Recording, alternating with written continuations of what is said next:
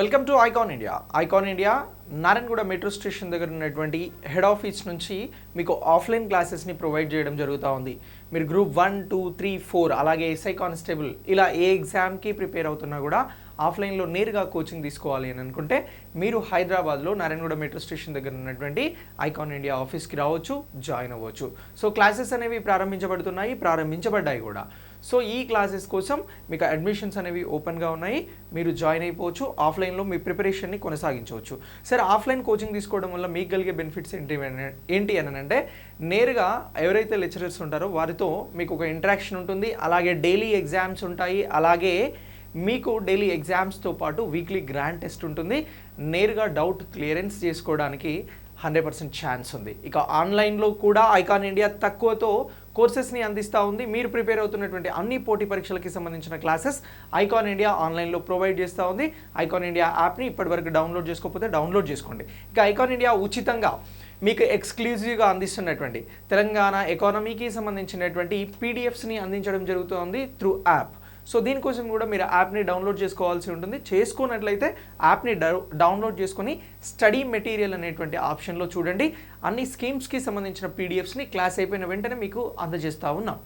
So ఇక మనం తెలంగాణ ఎకానమీలో, తెలంగాణ ఆర్థిక వ్యవస్థలో అత్యంత కీలకంగా ఉన్నటువంటి ఒక్కొక్క పథకం గురించి చాలా క్లియర్గా నేర్చుకుంటా ఉన్నాం. ఇప్పటి వరకు తెలంగాణ రాష్ట్రంలో అమలవుతున్నటువంటి పథకాలకి సంబంధించి కొన్ని టాపిక్స్ని నేర్చుకోవడం జరిగింది. మిషన్ కాకతీయ, హరితహారం, కేసీఆర్ కిట్, కళ్యాణ లక్ష్మి, అలాగే టీ ఫైబర్ గ్రిడ్ ఇలా పథకాలను గురించి నేర్చుకుంటా ఉన్నాం. ఈ స్కీమ్స్ అనే వాటికి సంబంధించి any exam in Telangana definitely marks అనేవి వస్తాయండి. సో క్వశ్చన్స్ అనేవి ఫేస్ చేయాల్సి ఉంటుంది. సో కాబట్టి ఏంటంటే బీ ఫోకస్డ్గా మీరు వీటిని నేర్చుకోండి. ఈ అప్డేటింగ్ సమాచారాన్ని మీ దగ్గర భద్రపరచుకోండి. సో ఇప్పుడు మనం బడుగు బలహీన వర్గాలకి సంబంధించినటువంటి సంక్షేమంలో భాగంగా తెలంగాణ రాష్ట్ర ప్రభుత్వం అమలు చేస్తున్నటువంటి, అందజేస్తున్నటువంటి ఆసరా పథకం గురించి తెలుసుకుందాం. ఏమంటున్నాం? స్కీమ్ ఆసరా అని అంటున్నాం. మరి ఈ ఆసరా స్కీమ్ ఎవరి కోసం అందజేయడం జరుగుతూ ఉంది అని అంటే బడుగు బలహీన వర్గాలకి సంబంధించి.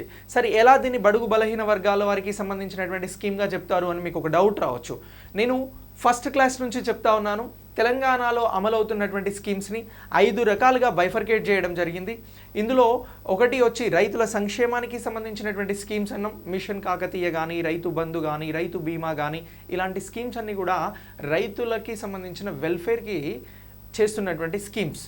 ఇక నెక్స్ట్ మహిళా శిశు సంక్షేమానికి సంబంధించిన స్కీమ్స్ అన్నాం. సో కళ్యాణ లక్ష్మి కానీ, కేసీఆర్ కిట్ ఇలాంటి స్కీమ్స్. అలాగే బడుగు బలహీన వర్గాలకి సంబంధించి అని అంటే ఎవరైతే వెనుకబడినటువంటి తరగతులు, జాతుల వారు ఉన్నారో వారి కోసం చేస్తున్నటువంటి స్కీమ్స్. ఇందులో ఎస్సీ, ఎస్టీ, బీసీ ఇలాంటి వారి కోసం తీసుకొస్తున్నవి. అందులో భాగంగానే ఆసరా స్కీమ్ అని చెప్పడం జరుగుతూ ఉంది. దీంతోపాటు పారిశ్రామికపరమైనటువంటి స్కీమ్స్ను కూడా తెలంగాణ రాష్ట్రం అనేది అమలు చేస్తూ ఉంది. వాటినే ఐటీ స్కీమ్స్ అని అంటున్నాం, ఐటీ పథకాలు అని అంటున్నాం, పారిశ్రామిక పథకాలు అని కూడా పలకడం జరుగుతూ ఉంది. తర్వాత ఇతర పథకాలు అని అంటున్నాం. సో అలా మనం బైఫర్కేట్ చేసుకొని స్కీమ్స్ని గురించి నేర్చుకుంటున్నాం. ఇవాళ చెప్తున్నటువంటి ఆసరా స్కీమ్ అనేది బడుగు బలహీన వర్గాలకి సంబంధించినటువంటి స్కీమ్గా చెప్తా ఉన్నాం. సో మరి ఈ ఆసరా ద్వారా ఎవరికి సహాయం అందించడం జరుగుతూ ఉంది అని అంటే ఎవరైతే పేదవారు ఉంటారో, అలాగే ఆ పేదరికంతో పాటు వారికి సంబంధించినటువంటి అంటే వారి జీవితాలలో జరిగినటువంటి భారీ ఘటనలు, అంటే వితంతువులై ఉండొచ్చు, దివ్యాంగులై ఉండొచ్చు, వృద్ధులై ఉండొచ్చు, ఇలాగే సంపాదన ఏం లేకుండా కూడా ఒంటరిగా ఉన్నటువంటి వారు కూడా ఇందులో భాగంగా ఉంటారు. వీరందరికీ కూడా అందిస్తున్నటువంటి పెన్షనే ఆసరా పెన్షన్ స్కీమ్ అని అంటున్నాం. ఏమంటున్నాం? ఆసరా పెన్షన్ స్కీమ్ అని చెప్పేసి అనడం జరుగుతూ ఉంది. మరి ఈ ఆసరా పెన్షన్ స్కీమ్కి సంబంధించి ఇప్పుడు ఏదైతే ఇది ఉందో ఇది తెలంగాణ ప్రభుత్వం ఈ ఆసరా పెన్షన్ స్కీమ్ని అమలు చేస్తూ ఉంది అని అంటున్నాం. ఇందులో వికలాంగులు, వృద్ధులు, ఒంటరి మహిళలతో పాటు చేనేత కార్మికులకి, అలాగే గీత కార్మికులకి, బీడీ కార్మికులకి, హెచ్ఐవి పేషెంట్స్కి, ఎయిడ్స్ వ్యాధిగ్రస్తులు అని అంటున్నాం. అందరూ కూడా ఈ ఆసరా పెన్షన్స్ ద్వారా లబ్ధి పొందుతున్న వారు ఉన్నారు. సో ఇప్పుడు ఫర్ ఎగ్జాంపుల్ ఆసరా పెన్షన్స్ ద్వారా లబ్ధి పొందుతున్నటువంటి ఒక నాలుగు రకాల వ్యక్తులను గురించి మీకు ఆప్షన్స్లో ఇచ్చి అందులో ఏదైనా ఒకటి మిస్టేక్ ఇచ్చి గుర్తుపట్టండి అని అనొచ్చు. సో అప్పుడు ఐడెంటిఫికేషన్లో ఈ మొత్తం ఎవరు ఈ ఆసరా పెన్షన్స్కి ఈ స్కీమ్కి ఎలిజిబిలిటీ అనేది తెలిసి ఉంటే ఆన్సర్ చేయడం అనేది ఈజీగా ఉంటుంది. సో కాబట్టి మనం నేర్చుకునే ప్రతి అంశాన్ని కూడా అనలిటిక్గా నేర్చుకుంటున్నాం, వివరణాత్మకంగా నేర్చుకుంటున్నాం. ఇలా నేర్చుకునేదే రేపు ఎగ్జామ్లో మనకు యూజ్ అవుతుందండి. సో కాబట్టి ఈ ఆసరా సాయం అనేది, ఆసరా అంటేనే సహాయం అని అంటున్నాం, సాయం అని అంటున్నాం. ఇది వృద్ధులకి, దివ్యాంగులకి, వితంతువులకి, ఒంటరి మహిళలకి, అలాగే ఎవరైతే తెలంగాణ ప్రభుత్వంలో ఆదాయం లేకుండా ఇబ్బంది పడుతున్నటువంటి వృద్ధులు ఉన్నారో వారందరికీ కూడా అందజేయడం జరుగుతుంది అని అంటున్నాం. సో ఇలా ఆసరా పెన్షన్ అనేది ఎవరెవరికి ఎంత మొత్తంలో అందజేయడం జరుగుతుంది ప్రభుత్వం అనేది కూడా ఒకసారి మనం తెలుసుకోవాల్సి ఉంటుంది. సో ఇక్కడ దివ్యాంగులకి సంబంధించి 3016 రూపాయలని ప్రతి నెల అందజేస్తూ ఉన్నారు. వికలాంగులకి అని అంటున్నాం, దివ్యాంగులు అంటున్నాం, వీరినే 3016 రూపాయలు. సో ఇక నెక్స్ట్ ఒంటరి మహిళలకి 2016 రూపాయలు అందజేస్తున్నారు. బీడీ కార్మికులు ఎవరైతే ఉన్నారో వారికి కూడా 2016 రూపాయలు అందజేస్తున్నారు. ఫైలేరియా రోగులకి సంబంధించి 2016 రూపాయలు అందజేస్తున్నారు. మోదికాలు అని అంటారు కదా మన దగ్గర, సో దానికి సంబంధించి. నెక్స్ట్ హెచ్ఐవి రోగులకి సంబంధించి 2016 రూపాయలు అందజేస్తున్నారు. వృద్ధులకి కూడా 2016 రూపాయలు, చేనేత గీత కార్మికులకి 2016, వితంతువులకి 2016 రూపాయలను అందజేయడం జరుగుతుంది. ఇందులో ఎవరికి మాత్రం 3000 రూపాయలను అందజేస్తున్నారు అని అంటే మనం గుర్తుంచుకోవాల్సినది ఈ దివ్యాంగులకి మాత్రమే 3016 రూపాయలని తెలంగాణ ప్రభుత్వం ఆసరా పెన్షన్ స్కీమ్స్ ద్వారా అందజేయడం జరుగుతూ ఉంది. మరి ప్రతి నెల అందజేసేటువంటి ఈ స్కీమ్ ద్వారా లక్షల మంది బెనిఫిట్ అవుతున్నారు. మరి అసలు ఈ స్కీమ్ అనేది ఎప్పుడు స్టార్ట్ అయింది? టీఆర్ఎస్ ప్రభుత్వమే స్టార్ట్ చేసిందా, అంతకుముందు ఎవరైనా స్టార్ట్ చేశారా అనేది కూడా దీనికి చరిత్రపరంగా ఉన్నటువంటి క్రొనాలజికల్ ఆర్డర్ని కూడా ఒకసారి తెలుసుకునే ప్రయత్నం చేద్దాం. సో ఏమంటున్నామనంటే అంతకుముందు కాంగ్రెస్ హయాంలో ఏదైతే 2014 ముందు పరిపాలన ఉమ్మడి ఆంధ్రప్రదేశ్ని చేసినటువంటి కాంగ్రెస్ ప్రభుత్వం ఏం చేసింది ఏంటంటే వృద్ధులకి 200 రూపాయల పెన్షన్ని అందజేసేది. అయితే 2014 ఎన్నికలలో టీఆర్ఎస్ పార్టీ ఈ పెన్షన్ల విషయంలో హామీని ఇవ్వడం జరిగింది. ఎవరికి ఇచ్చింది ఈ హామీని అని అంటే ఎవరైతే వృద్ధ వికలాంగులు ఉన్నారో వారికి సంబంధించినటువంటి పెన్షన్స్ని పెంచుతాము అని చెప్పేసి 2014లో తెలంగాణ రాష్ట్రం ఏర్పడిన తర్వాత వచ్చినటువంటి ఎన్నికలలో టీఆర్ఎస్ ప్రభుత్వం అనేది ఈ పెన్షన్స్ పెంచే విషయం మీద హామీని ఇవ్వడం జరిగింది. సో అలా హామీ ఎంత నుంచి ఎంతకి ఇచ్చారు అని అంటే 200 రూపాయలు వస్తున్నటువంటి పెన్షన్ని వృద్ధులకు 1000 రూపాయలు అందజేస్తాం, అలాగే వికలాంగులకు అయితే 1500 రూపాయలను అందజేస్తాము అని చెప్పేసి 2014లో చెప్పడం జరిగింది. కానీ ఈ స్కీమ్ అంతకంటే ముందే కాంగ్రెస్ ప్రభుత్వ హయాంలో అమలు చేయబడింది అని అంటున్నాం. 200 రూపాయల చొప్పున అందజేశారు అని అంటున్నాం. అలాగే ఇక ఈ టీఆర్ఎస్ అధికారంలోకి వచ్చిన తర్వాత ఈ స్కీమ్ని మొట్టమొదటిసారి ఎక్కడ ప్రారంభించడం జరిగింది అని అంటే మహబూబానగర్ జిల్లాలోని కొత్తూరు అనేటువంటి ప్రాంతంలో ఈ ఆసరా పెన్షన్ స్కీమ్ అనేది ప్రారంభించబడడం జరిగింది. ఎప్పుడు టీఆర్ఎస్ పార్టీ అధికారంలోకి వచ్చిన తర్వాత ఏ జిల్లాలో ఎక్కడ ఆసరా పెన్షన్ని కేసీఆర్ గారు ప్రారంభించారు అని రేపు ఎగ్జామ్లో అడిగితే మనం చెప్పాల్సిన ఆన్సర్ మహబూబ్ నగర్ జిల్లా కొత్తూరు అనేటువంటి ప్రాంతంలో ఈ స్కీమ్ అనేది ప్రారంభించబడింది అని చెప్పాలి. ఇక 2014లో తొలుత 500 కోట్ల బడ్జెట్ను ఈ స్కీమ్కి కేటాయించడం జరిగింది. ఈ స్కీమ్ ఎప్పుడు అమల్లోకి వచ్చింది అని అంటే ఇగో నవంబర్ 8, 2014లో 500 కోట్ల బడ్జెట్ కేటాయించిన తర్వాత ఇది అమల్లోకి రావడం జరిగింది అని అంటున్నాం. ఇక రెండవసారి ఎన్నికలలో కూడా మరొకసారి హామీని ఇవ్వడం జరిగింది సీఎం కేసీఆర్ గారు. ముందస్తు ఎన్నికలు 2018లో వచ్చినప్పుడు ఏం చేసినారు అని అంటే ఈ పెన్షన్ల పైన మరొకసారి హామీని ఇచ్చిర్రు. అప్పుడు ఏమని హామీని ఇచ్చిర్రు అని అంటే ఇగో వృద్ధులు వితంతువులకి సంబంధించినటువంటి పెన్షన్లను 1000 నుంచి 2016 చేస్తాం, వికలాంగులకి సంబంధించినటువంటి పెన్షన్లను 1500 నుంచి ఎట్ ఏ టైం డబుల్ చేస్తాం, 3016 రూపాయలకు పెంచుతాము అని చెప్పేసి 2018 ఎలక్షన్స్ ముందు మళ్ళీ ఒకసారి ప్రకటించడం జరిగింది సీఎం కేసీఆర్ గారు. ఇలా ప్రకటించిన తర్వాత మళ్ళీ అధికారంలోకి వచ్చిన తర్వాత 2019 ఏప్రిల్ 1 నుంచి కూడా పెంచినటువంటి స్కీమ్స్ని అమలు చేస్తూ ఉన్నారు.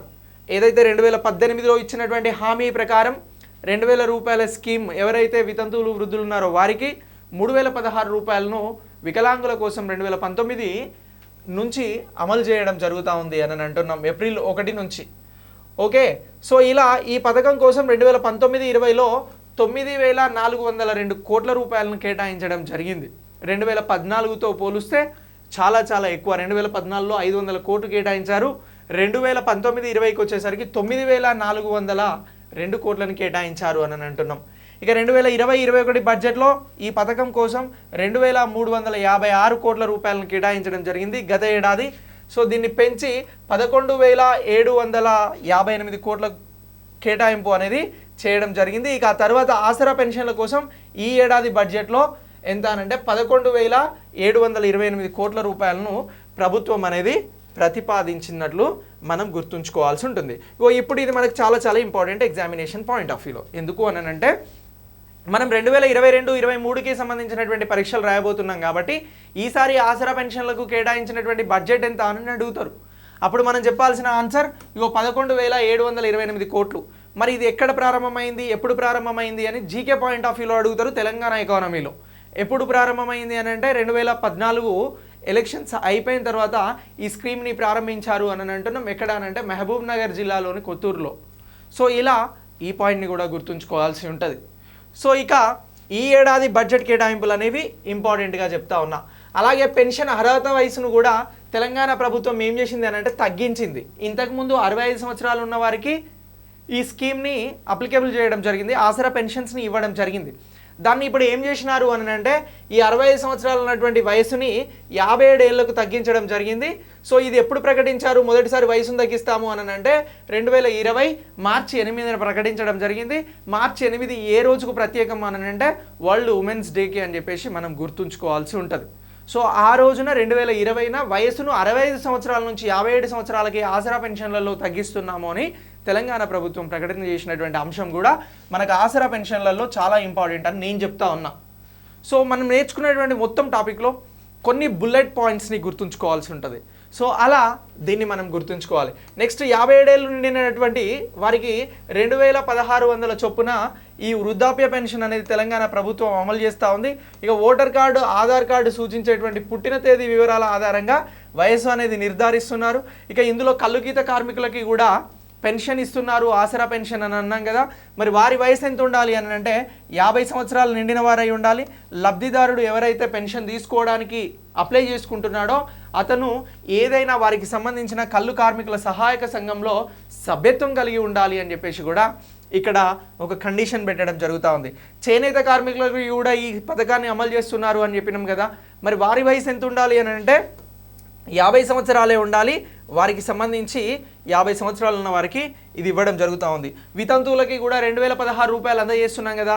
మరి ఏ వితంతువులకు ఎన్ని సంవత్సరాల వయసు ఉన్నటువంటి వితంతువులకు ఇది అందజేస్తున్నారంటే 18 సంవత్సరాల పైన వయసు కలిగినటువంటి వితంతువులు ఎవరైతే ఉన్నారో వారికి ఆ తెలంగాణ ఆసరా పెన్షన్లు అనేవి అందజేయడం జరుగుతూ ఉంది. ఇక వికలాంగులకి సంబంధించి వీరికి వయసుతో సంబంధం లేదు, వాళ్ళ డిజేబిలిటీ ఏదైతే ఉంటుందో అది 40% గుర్తించడం జరుగుతూ ఉంది. వినికిడి లోపం ఉన్న వారికి అయితే 51% వైకల్యం ఉన్నటువంటి వారికి ఆసరా పెన్షన్లు అనేవి వస్తాయి. సో కొంచెం డెప్త్గా మీకు ఎంత నాలెడ్జ్ ఉంది ఇక్కడ ఇస్తున్నటువంటి ఆసరా పెన్షన్ మీద చెక్ చేయాలనుకున్నప్పుడు ఎగ్జామినర్ ఇలా అడగొచ్చు.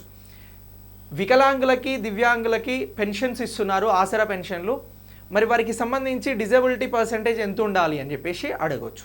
40% ఉన్నటువంటి వారికి ఈ స్కీమ్ అప్లికేబుల్ అవుతుంది. మరి వినికిడి లోపం ఎంత పర్సెంటేజ్ ఉన్నటువంటి వారికి ఈ స్కీమ్లో అర్హత ఉంటుంది అని అంటే 51% అని చెప్పేసి చెప్తా ఉన్నాం. చూడండి, ఐకాన్ ఇండియా అందిస్తున్నటువంటి ఈ క్లాసుల రిజల్ట్ మీకు ఎగ్జామ్లో 100% తెలుస్తుంది. ఎందుకు అనంటే ఇంత వివరణాత్మకంగా మీకు ఎక్కడ దొరకవండి క్లాసెస్. సో మేము చాలా ఛాలెంజింగ్గా ఈ క్లాసెస్ని మీకు అందించడం జరుగుతూ ఉంది. ఈ క్లాసెస్ని మీ ఫ్రెండ్స్కి కూడా షేర్ చేయండి. ఇక వికలాంగులకి అందించే సదరన్ సర్టిఫికేట్ అనేది ఉంటుంది కదా, దాంట్లో 40% ఉన్నటువంటి వైకల్యం ఏదైతే ఉందో దాన్ని ప్రాతిపదికగా తీసుకొని వారిని ఏం చేస్తూ ఉన్నారు అని అంటే ఈ పెన్షన్కి అర్హులుగా ప్రకటించడం జరుగుతూ ఉంది. ఇక హెచ్ఐవికి సంబంధించినటువంటి బాధితులకి వారికి సంబంధించి యాంటీ రిట్రో వైరల్ థెరపీ చేయించుకున్నటువంటి వారికి సంబంధించి అర్హత అనేది ఉంటుంది. సో ఇక్కడ మ్యాచ్ ద ఫాలోయింగ్ ఇవ్వచ్చు, ఎవరికి ఏది అని చెప్పేసి. ఇక్కడ మనం ఎవరి గురించి మాట్లాడినాం, వికలాంగులు అని అంటున్నాం. అలాగే ఎవరైతే వినికిడి లోపం ఉందో వారిని గురించి మాట్లాడినాం. అలాగే హెచ్ఐవికి సంబంధించినటువంటి వ్యాధిగ్రస్తుల గురించి మాట్లాడుతున్నాం. ఇలా వీటినన్నింటినీ వారికి సంబంధించినటువంటి ఏ సర్టిఫికేట్స్ ఉండాలి, లేకపోతే ఏ థెరపీ జరిగి ఉండాలి, లోపం ఎంత పర్సెంటేజ్ ఉండాలి అన్న కోణంలో కూడా ఎగ్జామినర్ క్వశ్చన్ అడగొచ్చు. అడిగితే మనం ఇలా ఆన్సర్ చేయాల్సి ఉంటుంది. ఇక వ్యాధిని నిర్ధారిస్తూ ఏదైనా ఆసుపత్రి యాజమాన్యం అందించినటువంటి మెడికల్ సర్టిఫికేట్ కూడా నిర్ధారణ సమయంలో అవసరం అవుతుంది అని చెప్పేసి చెప్తా ఉన్నాం. ఇక వృద్ధులకి సంబంధించి దరఖాస్తుదారుల పేరుపై ఎవరైతే మెట్ట భూమి 7.5 ఎకరాలు మాగాని 3 ఎకరాలు ఉన్నటువంటి వారు ఉంటారో వారికి మించి ఉండరాదు. ఇక కుటుంబ వార్షిక ఆదాయంలో 1.5 lakhs నుంచి నగరాలలో 2 లక్షల ఆదాయం కలిగినటువంటి వారే దీనికి అర్హులు అని అంటున్నాం. అలాగే నెక్స్ట్ ఎక్కువ ఆదాయం వచ్చేటువంటి వ్యాపారులు అలాగే పెన్షన్కు అర్హులే అని చెప్పేసి చెప్పడం జరుగుతూ ఉంది. ఇక డాక్టర్లు, కాంట్రాక్టర్లు అధిక ఆదాయం కలిగినటువంటి వారు ఈ ఆసరా పెన్షన్ను పొందలేరు అని చెప్పేసి కూడా మనం గుర్తుంచుకోవాల్సి ఉంటుంది ఆసరా పెన్షన్స్కి సంబంధించి. ఇక రిటైర్మెంట్ పొందినటువంటి ప్రభుత్వ ఉద్యోగులు, స్వతంత్ర సమరయోధులు పెన్షన్ పొందుతున్న వారు దీనికి అనర్హులు అని చెప్పేసి వారికి ఎలిజిబిలిటీ లేదు ఈ పెన్షన్స్కి అని చెప్పేసి చెప్తా ఉన్నాం. 57 ఏళ్ళు నుండి ప్రభుత్వం సూచించిన అన్ని అర్హతలు గల వృద్ధులందరూ కూడా ఈ పెన్షన్ పథకం కింద అర్హులుగా చెప్పడం జరుగుతూ ఉంది. వారు అప్లై చేసుకోవచ్చు. మరి ఆదివాసీకి అలాగే అసహాయ గిరిజన గ్రూపుల వారికి సంబంధించిన మహిళల నేతృత్వంలోని కుటుంబాలలో సంపాదించే వ్యక్తులు లేని వారికి కూడా వికలాంగులు, వితంతువులు తప్ప అన్ని రకాల ఆసరా పెన్షన్లకు కుటుంబంలో ఒకరు మాత్రం అర్హులు అని చెప్పేసి అంటా ఉన్నాం. వితంతువులకు, వికలాంగులకి సంబంధించినటువంటి మినహా మిగతా కుటుంబాలలో ఒకరు ఆసరా పెన్షన్కి అర్హులు అని చెప్పేసి చెప్పడం జరుగుతూ ఉంది. ఇక పాత నిబంధనల మేరకు 65 ఏళ్ల వయసు నిండినటువంటి వారిని 2018 నుంచి 2020 వరకు 3 లక్షల మందికి పైగా దరఖాస్తులు చేసుకున్నటువంటి అంశాన్ని కూడా మనం ఇక్కడ ప్రత్యేకంగా గుర్తించాల్సి ఉంటుంది ఆసరా పెన్షన్ విషయంలో. ఇక 1,20,000 మంది అర్హులను గుర్తించారు 2018కి సంబంధించి 20కి సంబంధించి. ఇక పెండింగ్లో ఉన్న దరఖాస్తులను కలిపి లబ్ధిదారుల సంఖ్య దాదాపు 47 లక్షలకు చేరింది అని చెప్పేసి కూడా ఇక్కడ మనం ఒక డేటాను మీకు అందించడం జరుగుతూ ఉంది. ఇక గత ఏడాది బడ్జెట్లో పెన్షన్ల కోసం 11,750 కోట్ల నిధులను కేటాయించారు. ఈసారి దీనికి సంబంధించిన కేటాయింపులు అనేవి ఏడాదిలో కూడా ఈ విధంగా ఉన్నాయి అని అంటున్నాం. ఇక గ్రామీణ ప్రాంతాలలో గ్రామ పంచాయతీ సెక్రటరీ, విలేజ్ రెవెన్యూ అధికారి, పట్టణ ప్రాంతాలలో అయితే బిల్ కలెక్టర్లు దరఖాస్తును పరిశీలిస్తారు. ఎవరు ఆసరా పెన్షన్లకి సంబంధించినటువంటి దరఖాస్తును మొదటగా పరిశీలిస్తారు అన్నప్పుడు మనం గ్రామాలకి సంబంధించినటువంటి విలేజ్ రెవెన్యూ అధికారులు కానీ పంచాయతీ సెక్రటరీస్ ఎవరైతే ఉంటారో వారు పరిశీలిస్తారు అని అంటున్నాం. పట్టణాలలో అయితే ఫస్ట్ ఈ ఆసరా పెన్షన్ పథకాలకి సంబంధించినటువంటి దరఖాస్తును పరిశీలించేది ఎవరు అని అంటే మనం ఇక్కడ బిల్ కలెక్టర్ అని చెప్పేసి గుర్తుంచుకోవాల్సి ఉంటుంది. క్వశ్చన్ ఎలా వచ్చినా మనం ఆన్సర్ చేయాలి. బట్ అందుకోసమే పూర్తి కంటెంట్ని కూడా మీకు ఇక్కడ అందించడం జరుగుతూ ఉంది. ఇక next municipal commissioner, deputy zonal అధికారి దరఖాస్తులను పరిశీలించి ప్రభుత్వానికి ఎప్పటికప్పుడు అందించే మార్గదర్శకాల ఆధారంగా పెన్షన్ అనేది మంజూరు చేయబడుతూ ఉంది తెలంగాణ రాష్ట్రంలో. అదే ఆసరా పెన్షన్ పథకం అని చెప్పేసి మనం మాట్లాడుతున్నాం. ఇక గ్రామాలలో ఎంపీడీఓలు, హైదరాబాద్లో అయితే తహసీల్దార్లు, జిహెచ్ఎంసీ పరిధిలో అయితే డిప్యూటీ కమిషనర్లు, మున్సిపాలిటీలలోనైతే కమిషనర్ల నిర్ణయం అనేది దీనికి ప్రత్యేకమైనది. ఇక ప్రస్తుతం 65 ఏళ్ళు దాటినటువంటి 37.48 లక్షల మందికి ప్రభుత్వ ఆసరా పెన్షన్లు అనేది అందించడం జరుగుతూ ఉంది.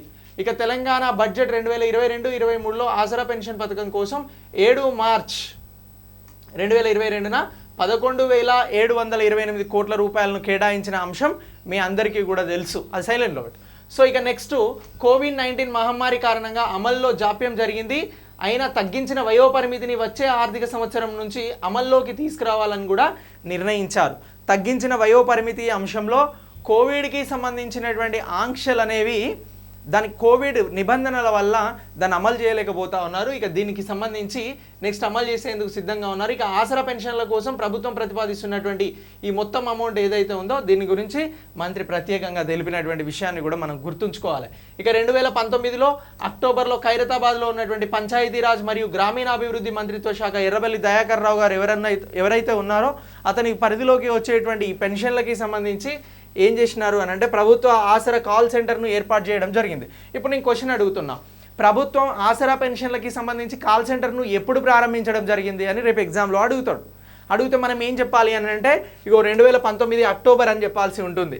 దీని ద్వారా ఫిర్యాదులు అనేవి అందించడం జరుగుతూ ఉంది. ఫోన్ నెంబర్కి డయల్ చేసి ఫిర్యాదు అనేది చేయవచ్చు. ఇక పాత 10 జిల్లాల ప్రకారం అలాగే ఇప్పుడు ఉన్నటువంటి 33 జిల్లాల ప్రకారం కూడా దీనిని పాత 10 జిల్లాల ప్రకారం అనేది దీన్ని ఏర్పాటు చేయడం జరిగింది. దేనికోసం? ఈ ఆసరా పెన్షన్లకి సంబంధించి ఫ్రీ డయల్ కాల్, ఏదైనా పెన్షన్ల విషయాల్ని ఫిర్యాదు కంప్లైంట్ చేయడం కోసం పాత 10 జిల్లాల ప్రకారం దీన్ని ప్రారంభించడం జరిగింది. మంత్రి గారు ఏమన్నారు అని అంటే ఎర్రబెల్లి దయాకర్ రావు గారు అవసరాలకి అనుగుణంగా దాన్ని మారుస్తామని కూడా ప్రత్యేకంగా ప్రకటించడం జరిగింది. సో ఇలా తెలంగాణ రాష్ట్రంలో ఆసరా పెన్షన్స్ అనేవి అమలవుతూ ఉన్నాయి. సో ఇలా అమలవుతున్నటువంటి ఈ ఆసరా పెన్షన్లకి సంబంధించి ప్రభుత్వం దీన్ని ఎక్కడ ప్రారంభించింది అని అంటే మహబూబ్ నగర్, కొత్తూరు అని చెప్పినాం. సో ఇలా వయసు తగ్గింపు అనేది జరిగింది. ఇందులో ఎవరెవరికి పెన్షన్లు ఇస్తున్నారు అని అంటే వృద్ధులు అనన్నం, వికలాంగులు అన్నం, అలాగే వితంతు ఒంటరి మహిళలు అనన్నం, అలాగే గీత కార్మికులు, బీడీ కార్మికులు, చేనేత కార్మికులు, వీరితో పాటు మోదకాలు ఉన్నటువంటి వారు, అలాగే ఎయిడ్స్ వ్యాధిగ్రస్తులు, హెచ్ఐవి పేషెంట్స్. సో ఇలా వివిధ రకాల వారికి ఈ ఆసరా పెన్షన్లు అనేవి తెలంగాణ రాష్ట్రంలో తెలంగాణ ప్రభుత్వం అమలు చేస్తూ ఉంది. మనకి ఎగ్జామ్ పాయింట్ ఆఫ్ వ్యూలో ఈ నుంచి ఒక మార్క్ వచ్చినా కూడా సంతోషమే. బట్ అది వస్తే మీరు పక్కాగా ఈ పాయింట్స్ని గుర్తుంచుకొని ఆన్సర్ చేయడానికి ప్రయత్నం చేయండి. ఓకేనా? Thanks for watching.